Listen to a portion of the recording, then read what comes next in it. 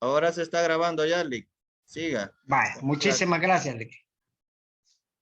Vale, entonces, en el caso de su compañero, él va a quedar encargado de mandar una parte y la otra parte que va a ser la parte, digámosle, práctica, aunque no vamos a hacer práctica, pero sí con algunos ejemplos. Decíamos de que aquí lo importante es reconocer cuando hay un integral, un estado financiero integral, una parte. En este caso, la ganancia por conversión de negocios en el extranjero sería un integral. Decíamos que los integrales van en las cuentas de patrimonio. Ahí se ponen y también se ponen, por lo consiguiente, en el estado de resultados integral. Además, en el flujo del efectivo y en el estado de cambios en el patrimonio de los accionistas. O sea que una cosa es que en los 4 estados financieros tiene que ir. Sigamos, veamos.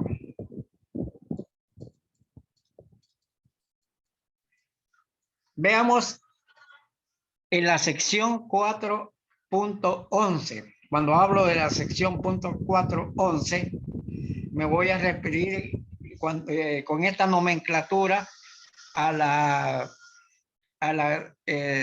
sección 4, párrafo 11. Anote por favor ahí para que después lo puedan leer. Sección 4, párrafo 11. O sea, la misma sección que estamos viendo del estado de situación financiera en el párrafo 11.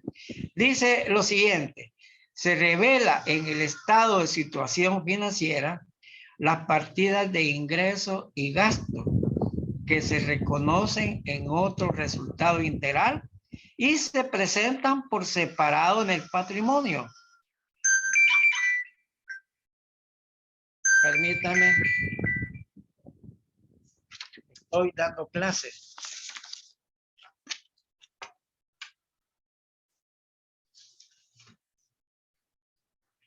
Les decía que se presentan en el estado de situación financiera en el lado del patrimonio y va a depender si son cuentas de ingreso o de gasto. Si son cuentas de gasto, se presentan en negativo. Si son cuentas de ingreso, se presentan en positivo. Pero ahora ya no es como antes. Antes, primero, que si se presentan, por ejemplo, cambios en el resultado por cuentas integrales, hoy hay que agregarlas y esas las vamos a ver en el transcurso de nuestra materia. Las 4 cuentas que hay integrales, que serían en este caso las partidas en este caso, de ganancias por conversión de estados financieros o por cambios de moneda extranjera, por revaluaciones de actuariales, por ejemplo. Por ejemplo, tenemos el hecho de ocupar el método de la revaluación como método de evaluación de propiedad, planta y equipos, etcétera. Entonces, todos esos los vamos a ver. Veamos el siguiente ejemplo.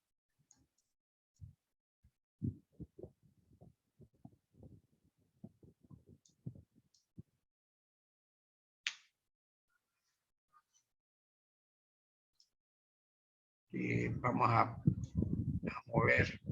Vale. Licenciado. Diga. El compañero que estaba grabando, que se salió porque tuvo problemas con el Inter, está pidiendo que si le pueden aceptar para poder entrar. La persona que está grabando, que le acepte ahí. Sí.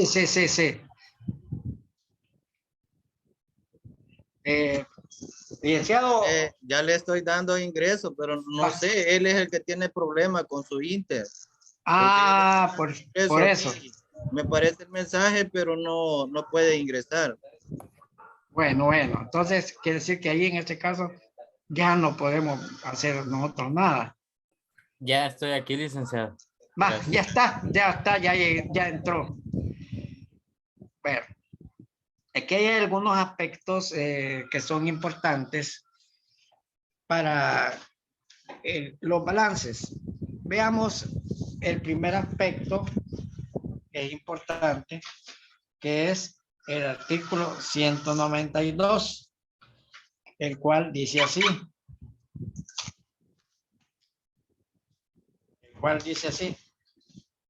Para proceder a la constitución de una sociedad anónima, se requiere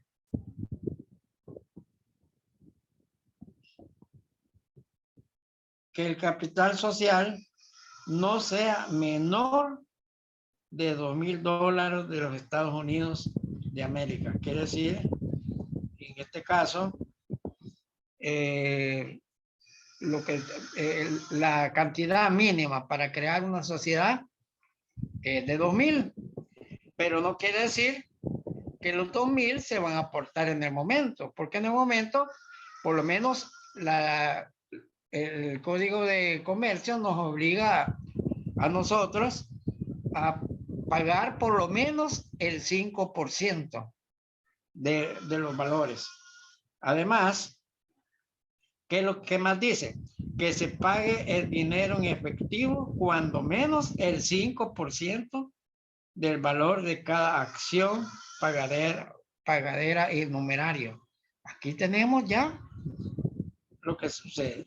Y luego da otra razón. Fíjense bien, que se satisfaga íntegramente el valor de cada acción cuando su pago haya de efectuarse en todo o en parte con bienes distintos del dinero. ¿Qué quiere decir esto? Que con bienes distintos pueden ser propiedad, puede ser planta y equipo, con lo que se puede satisfacer dicho valor. Veamos el 192. Perdón, allí ya le estaba leyendo el 192, los literales correspondientes. Veamos el 203. El 203 nos remite a lo siguiente. Todas las acciones deben quedar suscritas dentro del plazo de un año, contado desde la fecha del depósito del programa, a no ser que en este se fije un plazo menor. ¿Qué quiere decir? Un año para el pago. Veamos el 204. Al no cancelarse el capital suscrito, ¿qué pasa? Si vencido el plazo fijado en el programa o el legal que fija el artículo anterior, el capital social no puede íntegramente suscrito o por cualquier motivo no se llegare a constituir la sociedad, los suscriptores quedarán desligados de su obligación y las instituciones bancarias deberán devolver las cantidades que hubieran depositado. Las promesas de aportaciones en especie quedarán sin ningún valor. O sea que prácticamente hay una devolución íntegra si la sociedad o los aportadores en especie no cancelaron. Y por último, el 205 dice, suscrito el capital social y hecha las exhibiciones legales, los fundadores dentro de un plazo de 15 días publicarán la convocatoria para la reunión de la Junta General Constitutiva de la manera prevista del programa, cumpliéndose en todo caso lo dispuesto en el artículo 128. Todo esto nos conlleva a que existen situaciones de tipo legal que tienen que cumplirse. Fíjense bien. Fíjense que hay un país donde nosotros podemos iniciar una sociedad con 0 valores. Es Argentina. Solo se constituye y no piden nada, ni el 5% siquiera para ello. Porque, por ejemplo, aquí, si queremos crear una sociedad con solamente que pongamos $100, no podemos iniciar. Entonces, aunque queden debiéndole al auditor, ¿verdad? Que va a firmar los estados financieros. Aquí tenemos un ejemplo. Con 9 socios suscribiendo cada uno $200, el socio va a quedar pendiente de aportación total y los demás socios cancelan su aportación. ¿Eso qué quiere decir? Esto se da, veamos en este caso, el efectivo. En el efectivo debe razonar o poner la cantidad de 1,800. 9 por 2, 18. Eso es lo que están pagando en efectivo. Podría ser también, ya lo vimos, pago digámosle, en bienes usados, no usados, etcétera. Pero habría que levantar un inventario de esos valores. Y veamos, en la parte del capital suscrito, aparecen los 2,000. Y en la parte del capital no suscrito aparecen 200. Al final, el total del patrimonio es 1,800. O sea que ese es el valor patrimonial con el que se suscribe la sociedad. Veamos otro ejemplo.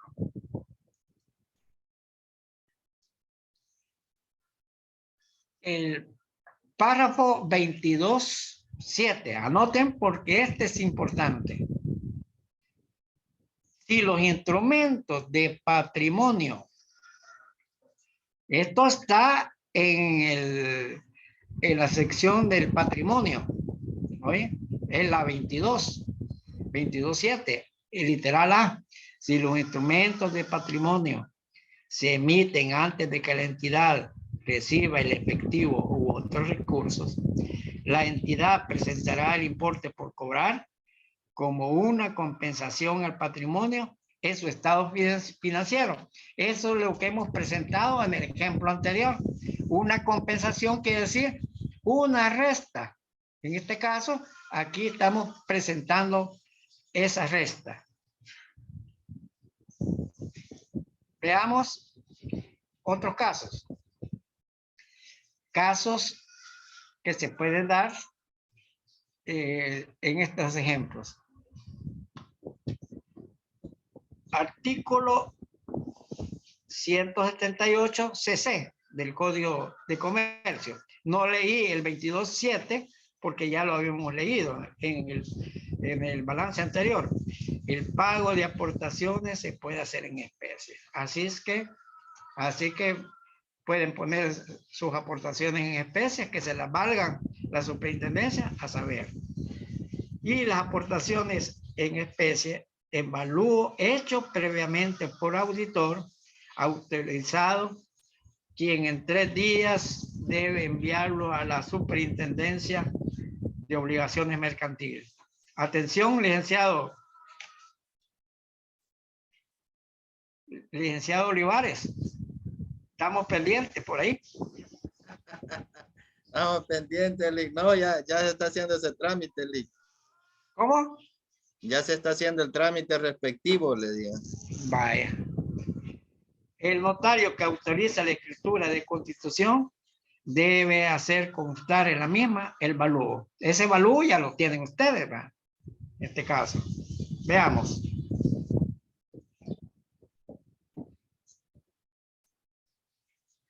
Y este otro es el que no permite que algunas cooperativas puedan trabajar o puedan llevar a cabo algunas operaciones en base a la normativa, excepto que se ponga una nota especial de por qué no se ha aplicado estos párrafos. Dice el párrafo 22.6. Las aportaciones de los socios de entidades cooperativas e instrumentos son patrimonio si la entidad tiene un derecho incondicional para rechazar el rescate de las aportaciones de los socios. Se lo voy a explicar de otra manera. Que aquellas sociedades que permiten que un socio se retire, óigalo bien, que permiten que un socio se retire, no pueden realizar el proceso de adopción y no están cumpliendo con la normativa contable. ¿Qué quiere decir esto? Vaya, soy el socio A, digámosle, son aportaciones de personas, soy el socio A y tengo una aportación, digámosle, de $5,000. De repente tengo una necesidad de cualquier tipo y pido a la junta directiva el retiro para que me devuelva esa cantidad. Si es la sociedad da ese tipo de permisos, no puede, la sociedad no puede llevar el proceso de adopción si no lo ha hecho y no está cumpliendo con la normativa. Y cualquier normativa o cualquier sección que no se cumpla de la 1 a la 35, se puede decir una que no se cumpla y que no se expliquen las razones, tendría que abandonar la aprobación del sistema de adopción. Veamos en el 411. Se revela en el estado de situación financiera las partidas de ingresos y gastos que se conocen en otro resultado integral y se presentan por separado. ¿A qué se refiere? En este caso, aquí nos referimos a esta cantidad y las tenemos que mencionar por separado. Y a la vez, fíjense que en este caso, ahí va otro ejemplo de integral, pérdidas actuariales. Aquellas pérdidas que se dan mediante las cuentas que tienen que ver con la utilización de los conceptos de actuarios. Actuarios son las personas que hacen el valúo de aquellos, de los años que puede durar, por ejemplo, en vida una persona y establecen sus características. Y por eso acá aparece en negativa. ¿Qué quiere decir? Que aquí hay una pérdida. Entonces, mientras esta pérdida no se realice, esta pérdida se mantenga ahí, estará pendiente de poderla realizar o poderle, digámosle, dar o proporcionar esa cantidad, estos 20,000, para que ya esté en positivo. Entonces, a eso se refiere esta situación. Por otra parte, veamos otro ejemplo. ¿Cuáles son las acciones en tesorería? Son aquellas acciones en caja. Acuérdense, bueno, esto tal vez no sé si lo habrán visto, que por ley, por el Código de Comercio, las acciones en tesorería, que son aquellas acciones que compra una misma sociedad porque alguien falló y no hizo el pago de las acciones, solo pueden durar 3 años. De lo contrario, habría que disminuir ese patrimonio en tesorería 3 años. Luego cuando las venda, entonces ya se deshacen de ese valor. Bueno, ahí les pongo un ejemplo para que lo puedan revisar para más adelante. Bueno, este es el mismo ejemplo. Por ejemplo,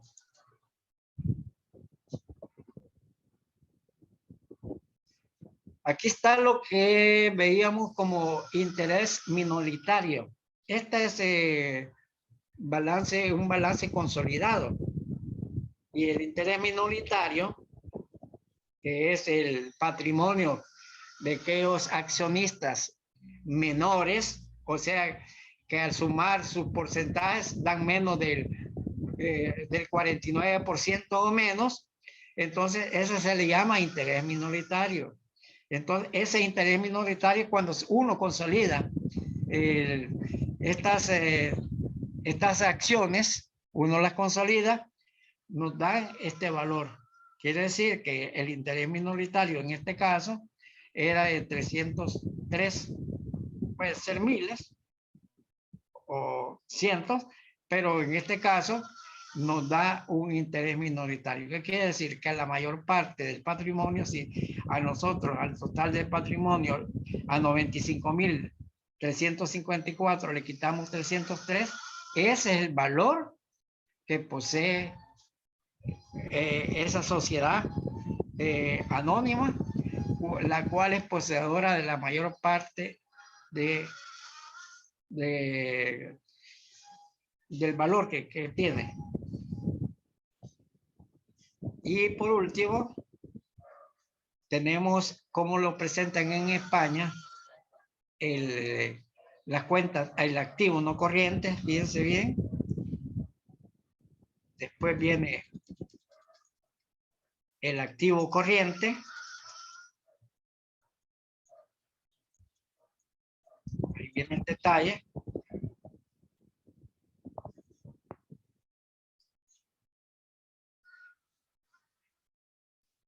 Viene el detalle, vamos a ver.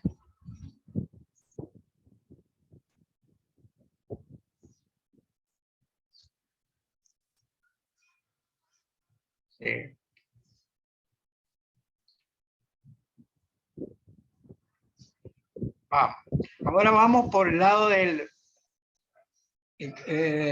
otro lado del balance. Y aquí está presentado en euros.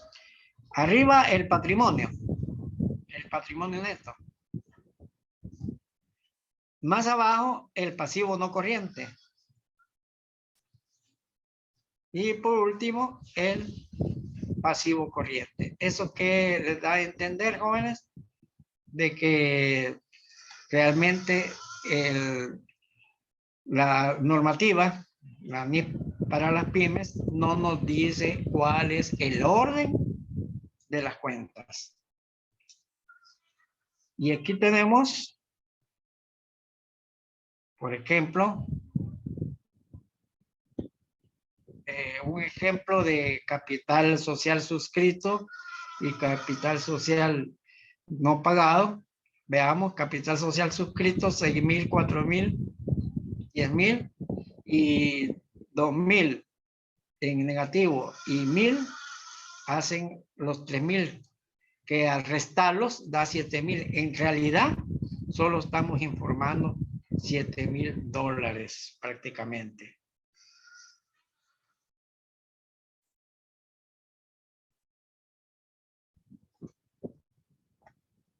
Bueno, aquí está un modelo de cómo constituir una sociedad con bienes. Aquí aparecen inventarios, ahí aparecen vehículos en la constitución de una sociedad. Eso hay que tenerlo en cuenta porque hay que elaborar una autorización de un auditor. Y siempre lo mismo. Veamos aquí a la derecha. El valúo debe ser hecho por un contador público autorizado.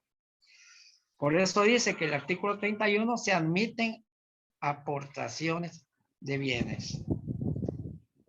Bueno, jóvenes, hasta aquí llego. Vamos a pasar con el licenciado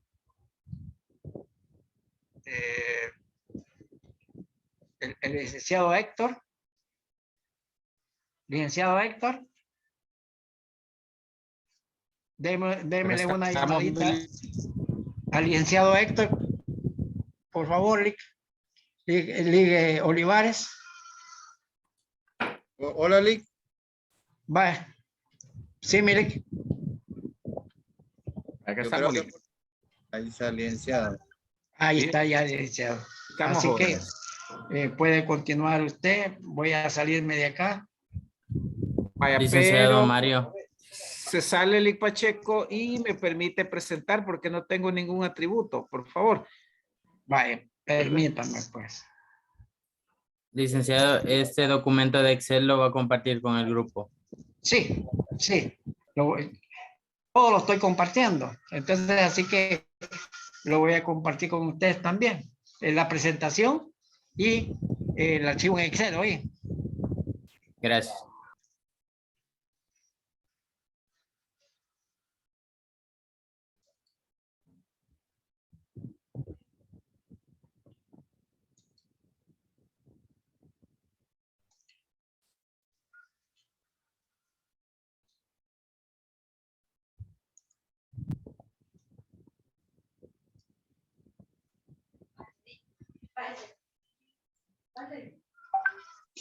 Bien, buenas noches, jóvenes. Vamos a tratar de finalizar la noche con la otra sección.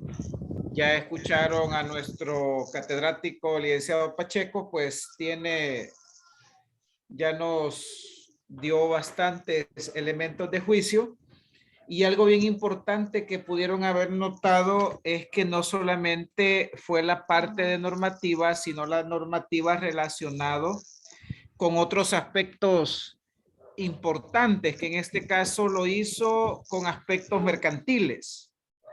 Entonces, ahora de manera un poco, digamos, no rápida, pero sí tratando de terminar la sección 5, vamos a hablar un poco respecto al estado de situación, al estado de resultados o estado de resultados integral.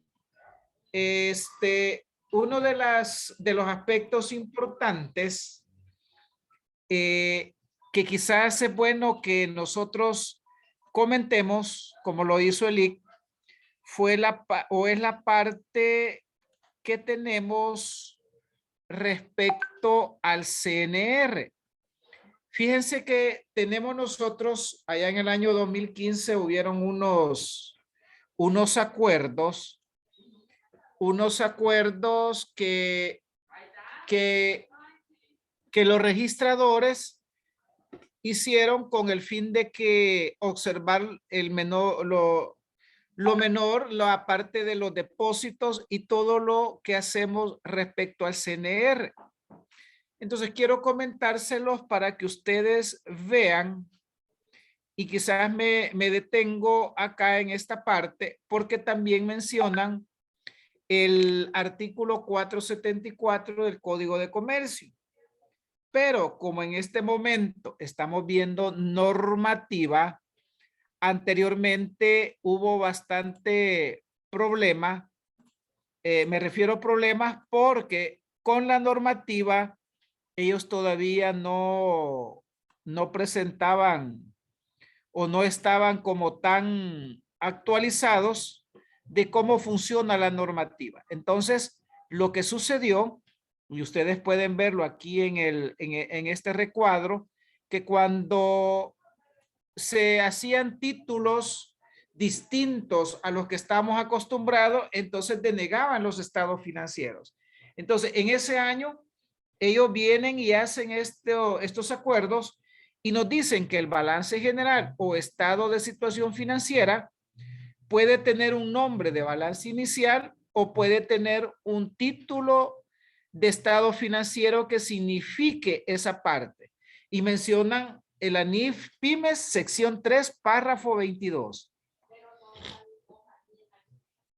Con lo que el licenciado Pacheco mencionaba respecto a la exhibición del capital social, si ustedes recuerdan, el capital social suscrito pagado y el capital social suscrito no pagado. Entonces hay una norma que de acuerdo a la normativa eso tendría que ir allá restado del patrimonio. Pero CNR siempre mencionó y dijo que iba a ir en cuentas por cobrar y reflejado el capital social. Pero vea usted qué es lo que dijeron en esta parte. Que si un balance inicial es presentado expresando únicamente la parte pagada del capital social, por ejemplo, que exprese un activo de 200, asumiendo que solo pagó el 10% del capital social, que es 2,000, se procederá a depositar el estado financiero siempre y cuando el monto expresado sea el correcto de acuerdo a lo que establece la escritura de constitución. NIF, Pymes, sección 22, párrafo 7. Excelente. Si usted se va a la sección 22, habla de pasivos y patrimonio. Ya ellos aceptaron que se iba a hacer de esa manera. Anteriormente fueron rechazados todo lo demás. Y así sucesivamente, estos son los acuerdos que se tomaron. Hace referencia a algunos artículos que el licenciado Pacheco mencionó. Y luego tenemos los otros criterios, pero que los otros criterios hablan sobre las liquidaciones y sobre los sellos de los contadores y de los auditores. Bien. Después de tener ese pequeño comentario, continuamos con la sección 5, estado de resultados o estado de resultados integral. Acá se nos da la situación y de hecho les digo, en el contenido tenemos que, si lo vamos a presentar en un único estado, o vamos a tener un enfoque de los dos estados, uno estado resultado y el otro resultado integral. Si lo presentamos en uno, se sigue denominando estado resultado. Si lo presentamos en dos, entonces es un estado resultado y otro resultado integral. Ahora bien, lo anterior no debería o no debe de quedar un poco a discrecionalidad del contador. Si ustedes estuvieron presentes en la sección 2, dijimos que el que tiene que aplicar y tomar las decisiones es la administración de la empresa y no el contador. Entonces, bajo esa premisa, quien tiene que decidir es el empresario o es la máxima, la alta gerencia de esa organización encargada de administrar los recursos. ¿Por qué le mencionamos esto? Porque ya definimos nosotros claramente que la normativa mide la gestión empresarial o la gestión para hacer negocios de la alta gerencia y no mide al contador. Entonces, todo lo que presentamos va en ese sentido. Ahora, si toma una decisión o toma la otra decisión, ya no es responsabilidad del contador, sino ya es responsabilidad de la administración. El problema, estimados alumnos y colegas, en esto es que en muchas ocasiones nos dejan solo como auditores, tanto contadores como la administración, y es a veces el auditor al que le toca tomar ciertas decisiones en base a la experiencia o en base a la costumbre que se hace, ya sea en el país, ya sea en la zona, o la costumbre que se toman en ciertas empresas. Pero lo correcto no somos ni los contadores ni los auditores los que vamos decidiendo qué tipo de políticas vamos a ir presentando en una o en otra cosa. Esto tiene que quedar marcado. ¿Y por qué tiene que quedar marcado? Porque cualquier política, cualquier cambio que usted haga, establezca para su empresa, va a tener ciertas incidencias, va a tener ciertas consecuencias en los estados financieros, que si usted se arrepiente en el transcurso del tiempo, le va a tocar aplicar otras secciones y otros mecanismos en los cuales va a tener que trabajar un poco más para que la información sea comparable. Ahora bien, para los que trabajan, para los que ya están en empresas, no sé si han consultado a los registradores, así como yo les presenté, si ellos aceptan 2 estados de resultado, bajo el enfoque de 2 estados de resultado, o bajo sobre el enfoque de un único. ¿Por qué les estoy comentando esto? Porque es importante que usted, a la hora de aplicar normativa, de mandar a elaborar sus sistemas contables, tenga claro lo que usted quiere. Normalmente nosotros nos auxiliamos de los contadores de las empresas porque en primer lugar son ellos los que registran.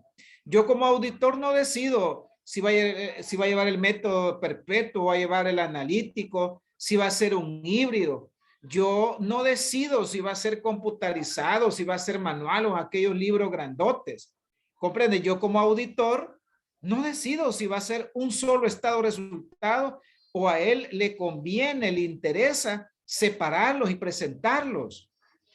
Entonces, en ese sentido, ustedes, que son la nueva generación, tienen que trabajar mucho, conocer esta normativa y tratar donde quiera que ustedes lleguen a que las empresas, las personas, pues conozcan y no solo conozcan, sino que sea una cultura la aplicación de normativa internacional y que ya no solo sea algo de lo que está escrito en un buen manual, en un buen sistema, pero que no tiene practicidad o no lo aplicamos en la vida real.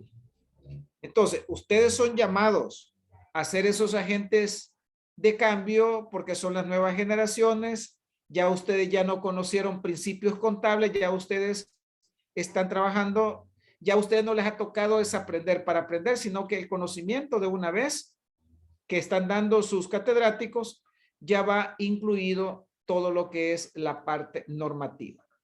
Ahora bien, adelantándome un poco a las 2 cosas que acabo de visualizar y como una introducción de lo que vemos en CNR, tenemos nosotros que tomar en cuenta varios aspectos para hacer una política.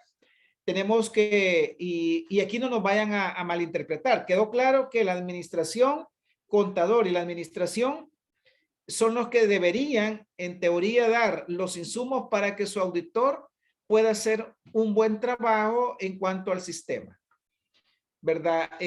Recuérdense que si es una empresa industrial, pues el auditor no decide qué sistema va a aplicar, ni la forma, ni los registros auxiliares, ni los sistemas informáticos, sino que él evalúa, se cerciora del control interno y se pronuncia tanto de las cifras como de la parte del control interno. Bien, como ya mencioné que tenemos que tener varios aspectos a tomar en cuenta, el CNR sería un aspecto importante mercantil a tomar en cuenta. Porque si el CNR no acepta el enfoque de 2 estados de resultados, sería impráctico hablar que lo vamos a aplicar. Ojo, sería impráctico hablar que lo vamos a aplicar. Muy bien. Vale, pero esto queda de tarea para la gente que trabaja, ¿verdad? La gente que está ahí, también los que no trabajan, que sean investigativos. En la siguiente lámina tenemos que es un estado de resultados. Un estado de resultados podemos definirlo como el cruce o la diferencia entre los ingresos y los gastos. Cuando nosotros hablamos de gastos, incluimos gastos ordinarios, incluimos costos. La normativa la normativa internacional no separa qué es un gasto o qué es un costo o gasto. La teoría contable o la teoría administrativa de costos sí separa qué es un costo de lo que es un gasto. El gasto incluye todo, como lo vimos en la sección 2. Entonces, costo y gasto, si es ordinario, sigue siendo lo mismo. ¿Ok? Entonces, y el gasto incluye, ¿qué incluye el gasto? Incluye ganancias.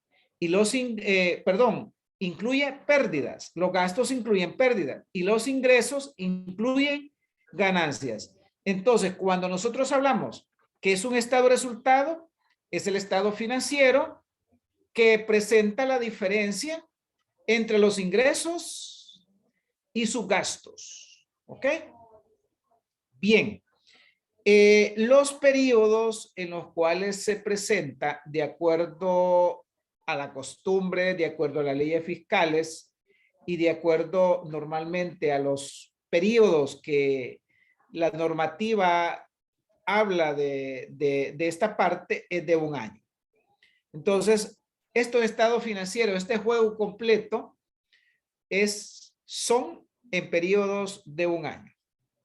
En tal sentido, cualquier otro estado financiero se podría considerar un estado financiero intermedio si nos presenta periodos distintos a los que yo estoy mencionando. Luego nosotros tenemos el alcance de la sección, es determinar si una entidad presenta un resultado integral total en 2 estados o establece información de esos estados. Entonces, habíamos mencionado que tenemos dos opciones si lo queremos ver de esa manera. Uno es un único estado, el primer enfoque, tenemos los ingresos y gastos del periodo, y 2 estados, un estado de resultado y un estado de resultado integral. Al cambiar cualquiera de ambos enfoques, es un cambio de política contable. Entonces, lo que les acabo de mencionar, es importante, colegas y amigos, que aunque ustedes no autorizan los sistemas contables, es importante que ustedes tengan claro el uso, el alcance y consecuencias de aplicar una cosa u otra para que puedan ustedes establecer y decirle a su auditor, licenciado, yo necesito un sistema de esta y esta manera.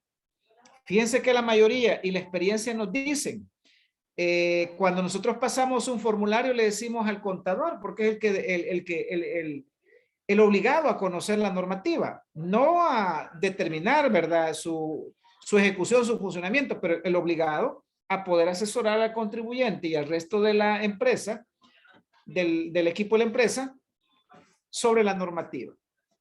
Normalmente cuando le decimos en un pequeño diagnóstico de todas las secciones, pues nos colocan cosas como sí, no, sí, no. Si nosotros no queremos un sí o un no, porque igual, ¿verdad?, hemos leído la normativa, lo que quisiéramos es que nos dijeran, miren, en la sección, por ejemplo, 10, en la sección 11, 13 de inventario, nosotros vamos a aplicar esto, esto y esto. O sea, esa es la parte que nosotros quisiéramos de los contadores, pero en algunos todavía, aún graduados, se percibe un poquito de desconocimiento de la normativa. Ahora, cuando hablamos de un único estado, presenta todas las partidas de ingresos reconocidas en un periodo único, ingresos y gastos. Y cuando tenemos 2, un estado de resultados y un estado integral, en cuyo caso, dice, tenemos los ingresos, excepto que estén reconocidas en un estado de resultado integral. Lo que hablamos del famoso ORI, que es el otro resultado integral, ya no es lo que nosotros queremos colocar. En ese otro resultado integral ya hay cosas bien definidas de lo que debe de estar. Entonces, nosotros vemos acá el enfoque de un único, tenemos ingreso, gastos y abajo tenemos el otro resultado integral. O sea que las cosas o aspectos que tengamos del otro resultado no es que no se van a presentar, siempre se van a separar, pero va a ser a continuación del estado que nosotros comúnmente conocemos. Pero si fueran dos, a partir de uno inicia el otro. El saldo final del estado es el saldo inicial del resultado integral. Ahora bien, ¿qué cosas conforman el estado de resultado integral? Tenemos uno, conversión de estados financieros de negocio del extranjero. Conversión de estados financieros de negocios en el extranjero. Las diferencias son de ganancias o pérdidas en este tipo de conversiones, forma parte del resultado integral. Ganancias y pérdidas actuariales.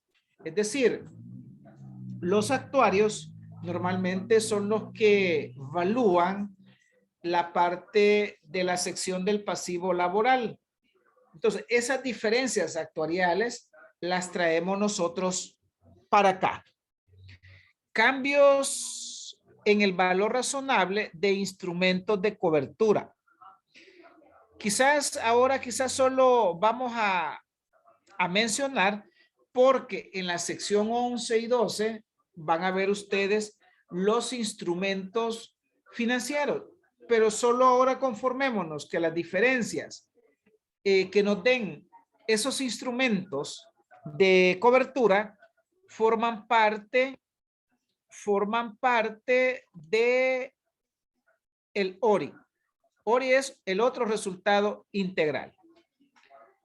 Y luego tenemos acá, normalmente eran 3 o son 3, pero ahora se incorporan 2 cosas más. El primero, cambios en el superávit por revaluación de la propiedad, planta y equipo. Cuando hubo una pequeña reforma en la sección 17, donde hablábamos de la revaluación, fue que entonces esa parte se retomó. Y pudimos decir que iba a formar parte del ORI. Vuelvo a repetir, a través de la reforma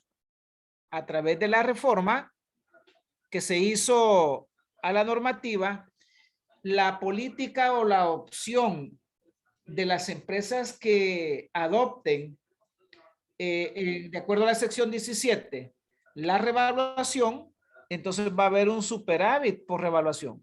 Si la empresa no tiene esa política, la empresa no va a presentar en el ORI superávit por revaluación.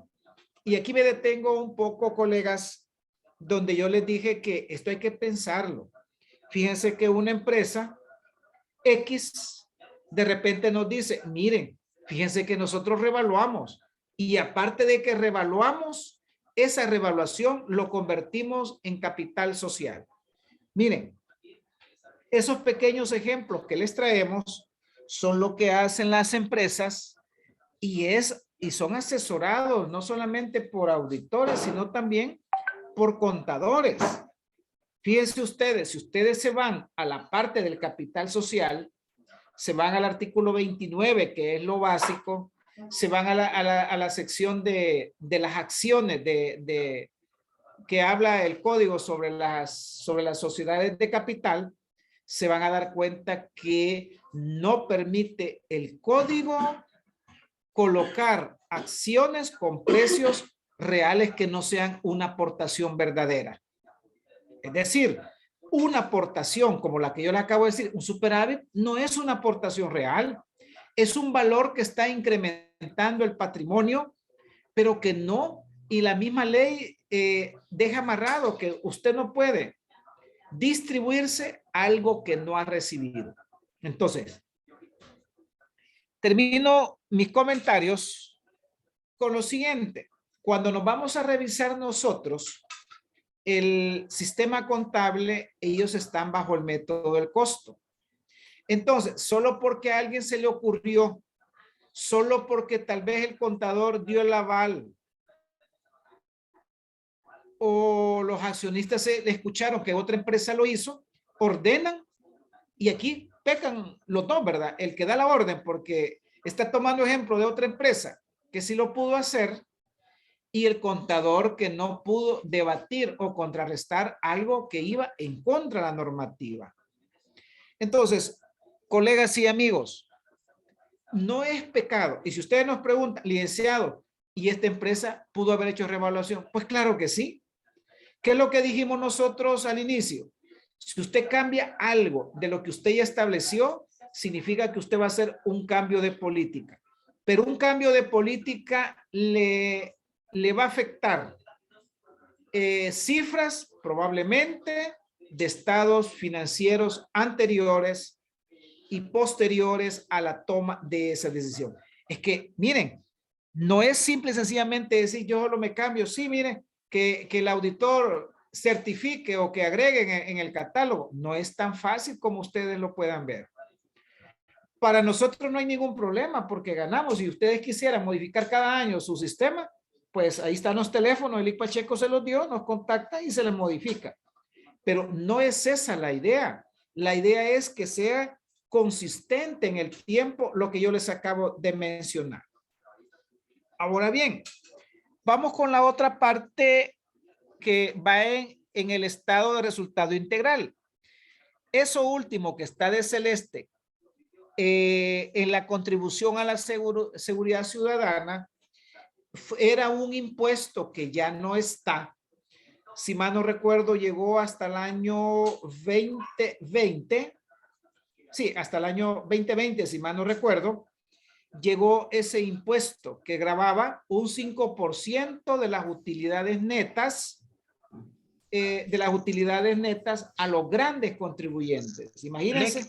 Noviembre del 2020. Vaya.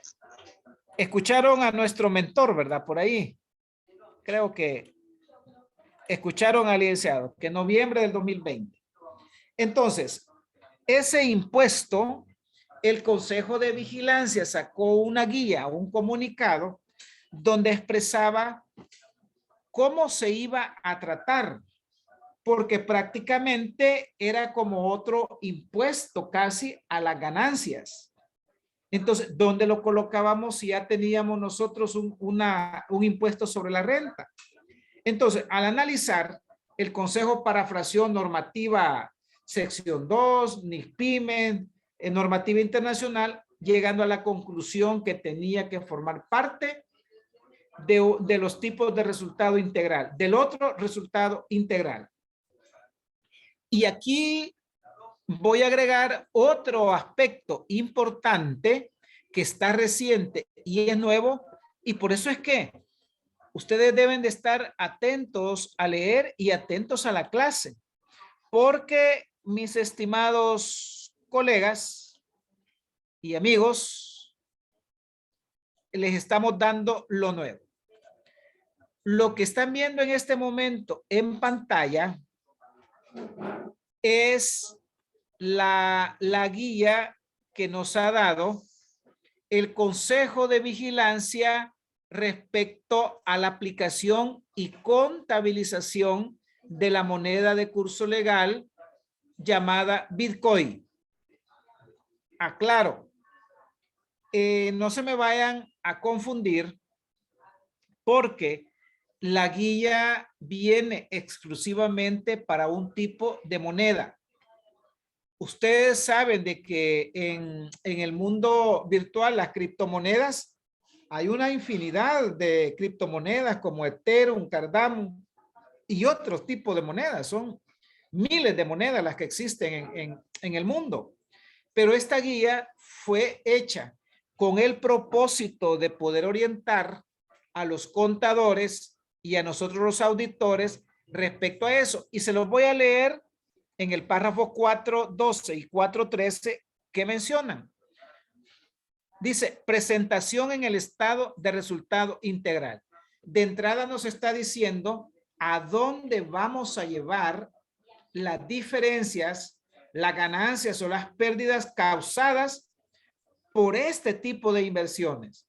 Ahora, como el objetivo aquí o la clase no es contabilidad de Bitcoin ni de toda la guía, no se me vayan a confundir. Estoy y voy a citar para esta clase los 2 párrafos de la guía. No vayan ustedes a generalizar y decir, los licenciados de P&G dijeron que todo va a ir a integral. Ojo, aclaro esto, porque de repente ustedes están en las empresas y ustedes tienen auditores, ustedes tienen jefaturas de contabilidad.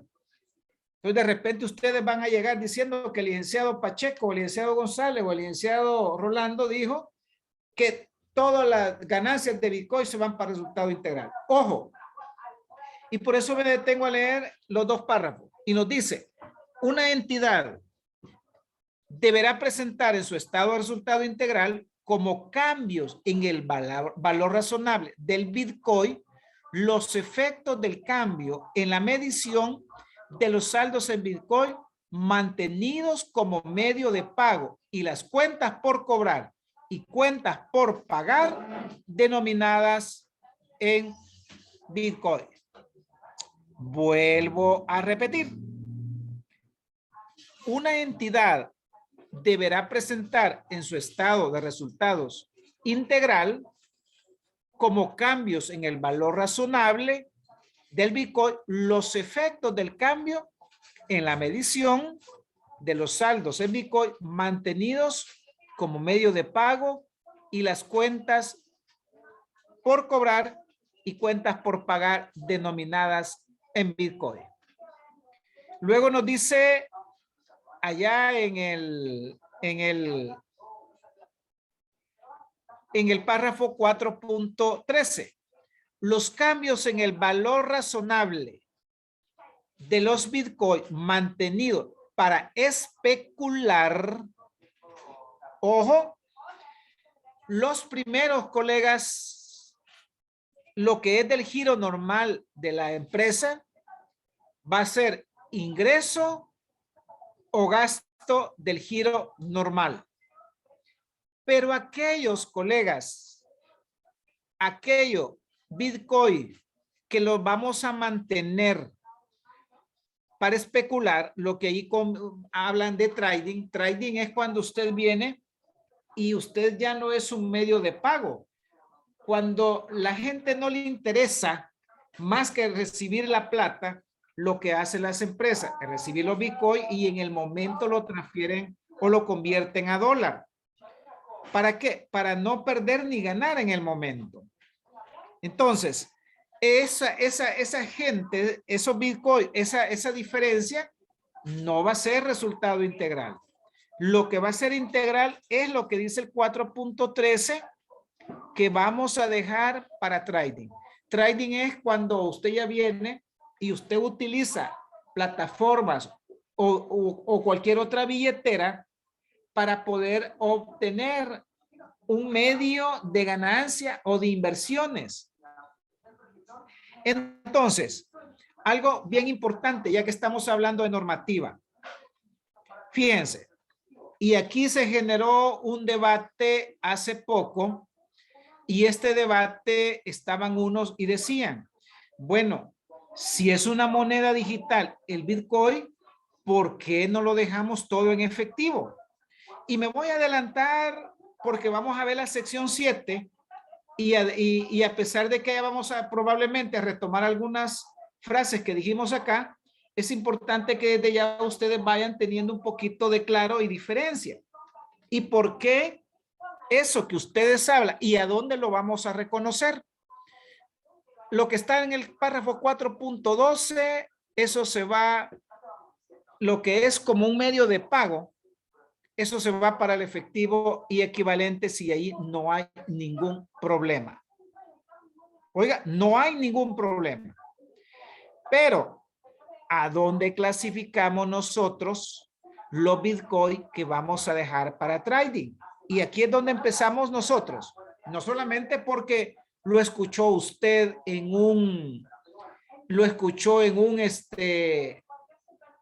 seminario, lo escuchó en la tele, o escuchó al presidente y usted ya dijo, no, él dijo que era esto. No, usted tiene que analizar Fíjense que a la luz de la normativa, lo que se nos vino a complicar bastante es que no hay una sección que hable sobre cómo la contabilización de la moneda, si usted observa.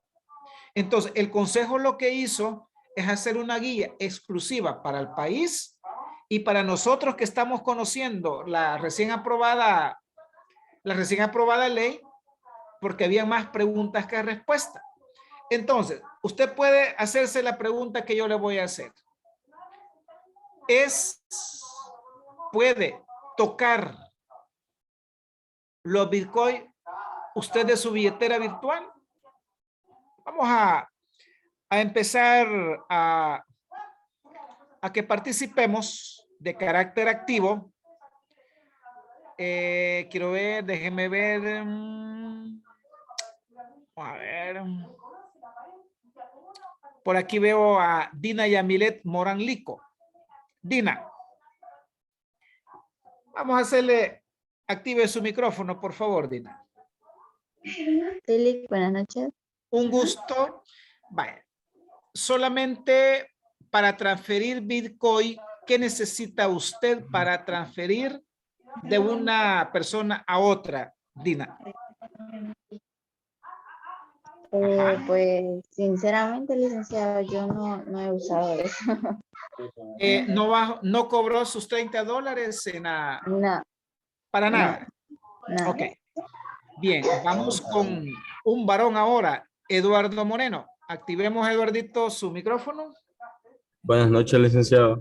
Un gusto. Vaya, con usted nos vamos a ir un poquito más a los antecedentes. Para poder recargar o para poder tener Bitcoin en su teléfono, ¿qué es lo que tiene que hacer? Lo podemos hacer ingresando nuestra tarjeta de débito o crédito, lo podemos decir así, o podemos ir a un kiosco de Bitcoin donde podemos ingresar dinero a la máquina y después, decir así, transferirnos a nuestra cuenta Bitcoin. Ok, excelente, excelente, ahí estamos bien. Es decir, que no es que si usted no le mete plata, usted no puede gastar, ¿verdad? Usted no puede transferir, usted no puede comprar absolutamente nada. Por eso es que es una billetera virtual. Ahora bien, pero usted puede tocar esos Bitcoin, claro que no. ¿Cómo es que se genera o cómo es que nosotros transferimos con este tipo de monedas virtuales? Fíjense que, bien interesante, porque ciertos países como Venezuela tenían una moneda que es el petro.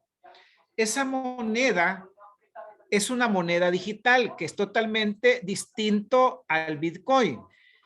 Cuando nosotros hablamos de esto, significa de que ¿qué servía de respaldo para esta moneda digital?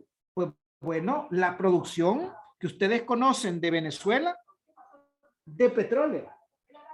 Entonces, cuando nosotros hablamos de este tipo de situaciones, entonces ya hay bancos que respaldan este tipo de moneda. Y podemos decir que no solamente es anónimo, sino que tiene un respaldo financiero, ya sea de un país o de algún organismo que lo respalde.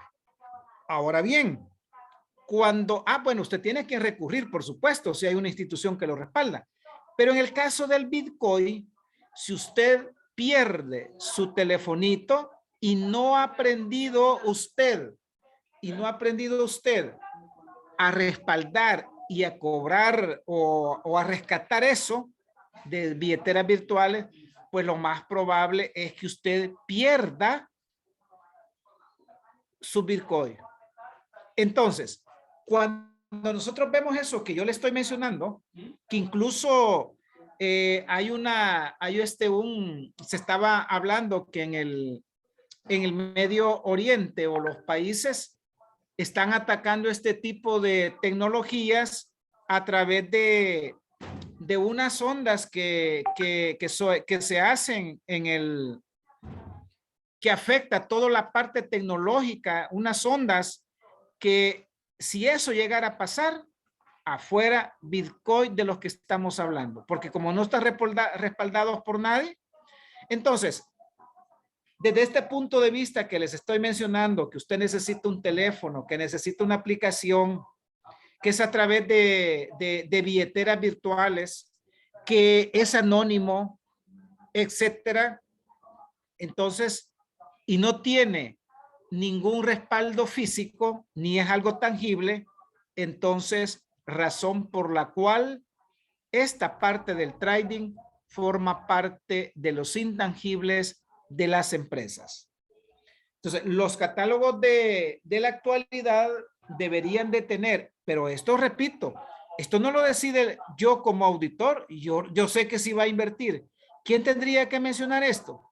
Ah, el propietario, la alta gerencia, el contador, porque él es el que está de la mano con los accionistas y con alta gerencia. Él sí debe saber, mire señor, hoy que con esto la entrada en vigencia el Bitcoin, usted va a tenerlo solo como medio de pago. Ah, ok. Usted no va a invertir más allá de los medios de pago. Entonces, la respuesta la tenemos nosotros de estas personas. Entonces, continuando con esto, que ya quedamos claros, las razones por las cuales se va a clasificar como intangible, serán presentados como parte de los movimientos del ORI, del otro resultado integral, los cuales serán clasificados a los resultados del ejercicio cuando lo realicen. Estimados colegas, estimados alumnos, ustedes pueden observar que aquí, que aunque no aparezca acá, me le van a agregar otro en el examen. Ustedes nos van a citar todos los que hemos mencionado. Nos van a citar estos 5 que están acá, más otro que les acabo de mencionar, ¿verdad? Los cambios en el valor razonable de los Bitcoin, acá en el otro estado, en el ORI, resultado integral.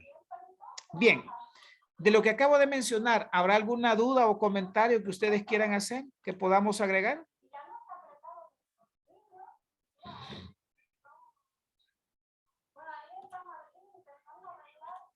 ¿Tendremos algún comentario? Vale. Si no hay mayores comentarios, proseguimos y nos habla de los efectos de correcciones de errores y cambios en políticas contables, lo que yo les acabo de mencionar. El hecho de cambiar una política, el hecho de cambiar o encontrar un error, eso nos puede provocar ajustes retroactivos de periodos anteriores y no se presentan como parte del resultado en el periodo en el que surgen. ¿Por qué razón? Porque si yo detecto, si yo cambio una política, ese impacto, imagínense que los resultados de implementar una política me afecten unos 3 periodos, ese resultado no forma parte del periodo corriente. Eso es un ajuste o una reclasificación a los valores que tuvieron que haber sido si yo hubiera aplicado esa política desde un principio. Igual sucede con los errores de ejercicios anteriores. Igual, esos ajustes de ejercicios anteriores pueden ser que ahora yo descubra errores del pasado, pero que ya cerré contabilidad, yo ya cerré, ya presenté estados financieros, incluso ya lo hice en el CNR. Entonces, ¿a dónde voy a presentar eso? Ya sea un gasto o un ingreso que me está sucediendo o lo acabo de encontrar hasta este año. Hasta este año yo lo voy a contabilizar, hasta este año lo voy a reconocer, hasta este año voy a hacer el cambio, pero significa de que en el estado de resultado yo no lo puedo incluir o mezclar con los ingresos y gastos corrientes del periodo. Ahí es donde funciona lo que les acabamos de mencionar. ¿Ok? Luego, en los requerimientos para ambos enfoques, nos habla que una entidad presentará partidas adicionales, encabezados, subtotales, cuando sea relevante para comprender el rendimiento financiero de la empresa. Esto tiene que ver cuando hablamos allá que si una partida es importante, yo puedo desagregarla de otra y presentarla por separado. Ejemplo, usted puede tener dentro de los intangibles, puede crear una subcuenta que sea de monedas virtuales o digitales. Pero si usted cree que la inversión va a ser grande, va a ser significativa, pues usted puede crear abajo de la cuenta de intangible otra que diga solo monedas virtuales. Lo que yo estoy diciendo con eso es que ese rubro va a ser de importancia y que puede influir en la toma de decisiones. Luego nos hablan las partidas a presentar, ¿verdad? Aquí las tenemos y quizás me voy para este ejemplo. Este es el enfoque de un único estado de resultados. Traten de visualizar ustedes, ¿verdad? Que va comparativo como lo vimos al inicio. Lleva la reserva y aquí tenemos partidas de otro resultado integral. Lo que está entre paréntesis significa que es pérdida. Lo que está positivo son ganancias. Y note usted, aquí tenemos los 126,000 y a esto le sumamos lo positivo, le restamos lo negativo y nos da la utilidad final de cada año. Luego aquí tenemos el enfoque de 2. Vean ustedes. Y este 196 es el final de este y va a ser el inicial para este. A la larga solo es un cambio. Este lleva otro resultado integral con su encabezado. En cambio, el otro lo lleva en uno solo. Ejemplo de gastos por su naturaleza. Ahí los tenemos. Ejemplo de gastos por su función. Ahí lo tenemos. Y aquí tenemos un ejemplo de glose por su naturaleza. Tenemos un ejemplo. Ahí lo podemos ver. Y aquí tenemos un ejemplo de, no puede ser los dos por su naturaleza. Un desglose por naturaleza, déjenme ver. No, el primero es por su función y el otro es por su naturaleza. Aquí solo le cambiamos esta parte. Y mis estimados colegas y amigos, creo que nos quedaríamos hasta acá. Ya me hace falta un pequeño vaso de agua, ¿verdad? Por eso miro yo al licenciado Pacheco, que tiene esa resistencia de pasar dando la clase hasta 10, 11 de la noche. Mi licenciado no se cansa. Licenciado Pacheco, no sé si va a agregar algo adicional a la ponencia. Me quedé al final nada más con ejemplos y le agregamos esa parte del Bitcoin. No sé si... Solamente que estudien y regálenme la parte del Bitcoin que ya la tiene resumida usted y yo se las agrego a los alumnos. Ok, licenciado. ¿Cómo no? Ok, excelente, ¿no? Licenciado Rolando, no sé si va a agregar algo por ahí. ¿No está mi link o ya se fue para...? No, aquí estamos con hambre, Lick. No, hombre. Yo pensé... no, Lick, tal vez así a grosso modo. A grosso modo, no sé si es comentario o pregunta, pero al final viendo todas estas complicaciones de esta moneda virtual también y en la manera de cómo se ha pronunciado tanto en las instituciones de gobierno, esta materia debería, pero es algo así particular, un comentario debería estar allá por 5º año, ya donde ya hemos pasado ciertos procesos, ¿verdad? Porque realmente no sé si ustedes conocen alguna empresa que se haya querido meter en problemas en tener una wallet solo para trading o comercio. No sé si tienen conocimiento ustedes, Lee. Pues son pocas y lo que la experiencia, Lee, nos tiene haciendo un pequeño sondeo y podemos habernos equivocado con nuestro socio fundador, es que la gran empresa es la única que está utilizándolo como restaurantes, como el Selecto. Pero fíjense que ellos lo hacen no por buena gente ni por apoyo al gobierno, lo están haciendo porque ya encontraron la forma de poderse beneficiar en la aplicación de esto. Es más, se los dejamos nada más a ustedes, de que algunas empresas, y en especial constructoras e inmobiliarias, le están sacando el mayor provecho. Ahora, los que estamos hablando, así como su servidor y bueno, ahí solo el licenciado Rolando que tiene empresa, nosotros los que somos de subsistencia, apenas creo que no alcanzamos a invertir en lo absoluto en este tipo de monedas. Pero la gran empresa, déjenme decirle que se ha encontrado. Claro, ya esa asesoría tienen que contratarnos porque eso les va a generar dinero a este tipo de empresas. Si usted tiene una inmobiliaria, no hombre, en este momento agarra el teléfono y llame al licenciado Pacheco y va a ver que lo va a asesorar por un módico precio, por supuesto, ¿verdad? Para ustedes, de mi parte, es todo por hoy. No sé si el IC da la despedida, por favor, IC Pacheco.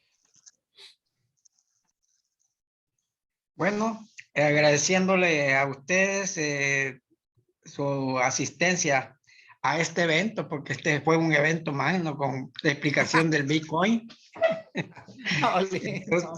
Entonces, pues, y pidiéndole disculpas porque todavía la pronunciación de muchas palabras, debido a la enfermedad que he tenido, todavía no las puedo explicar.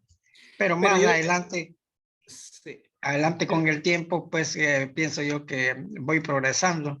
Y el hecho de meterme a dar las clases, estas primeras clases, es porque necesito tomar nuevamente experiencia y aprender o reaprender lo aprendido, porque realmente así me está tocando.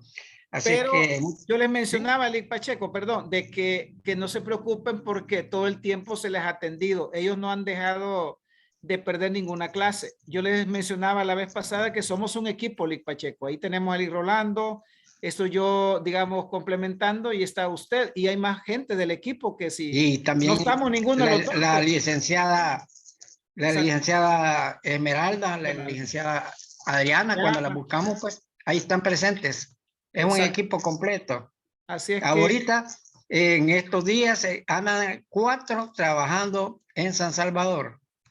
Ya les digo, con todo esto. Así es que muchísimas gracias por participar de esta clase. Espero que el licenciado Rolando, sí, haya grabado la clase hoy. Sí, Sí, ahorita voy a dejar de parar la grabación, pero sí se grabó yo el complemento, Lick. Okay. Feliz noche a todos. Feliz noche a todos. Licenciado, buenas Feliz noches. noche. Sí. Mi pregunta es respecto al parcial. ¿En dónde lo vamos a realizar? El parcial llega hasta esta clase. ¿Qué quiere decir?